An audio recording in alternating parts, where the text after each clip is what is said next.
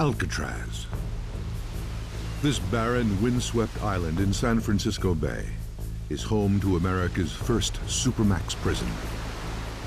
And it's always had a sinister reputation. As far back as the 1400s, Native American legend claimed it was inhabited by evil spirits. In the 1800s, the U.S. military erected a lighthouse, a fort, and a jail on the island. The first inmates were hardcore Confederate prisoners from the Civil War, some of whom died as a result of the deplorable conditions there. Decades later, in the 1930s, a new kind of criminal. Gangsters were ruling the nation's streets. And authorities needed a place to put them. The prisons people said, well, we've got to have something that's going to hold people who are this violent. So they looked around and said, what do we have? Alcatraz became a federal penitentiary in 1934 and soon got its nickname, The Rock. Alcatraz was a last resort. This is the place that you came when they couldn't handle you. They decided this was the place that was going to handle you for good.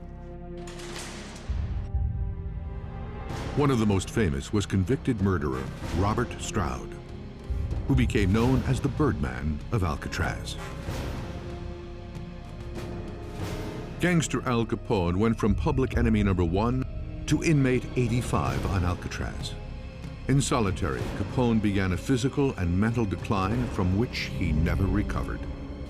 And racketeer James J. Whitey Bulger, currently a fugitive on the FBI's 10 most wanted list, also served time on the Rock.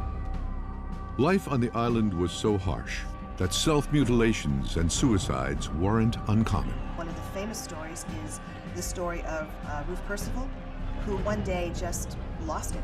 He chopped off the fingers of one hand and then held out the hatchet to another inmate and said, chop off the fingers of my other hand.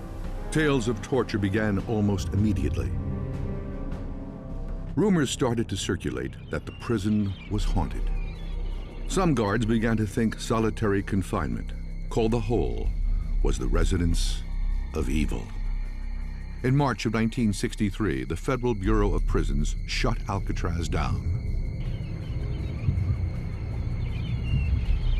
But the reports of ghostly apparitions here never stopped.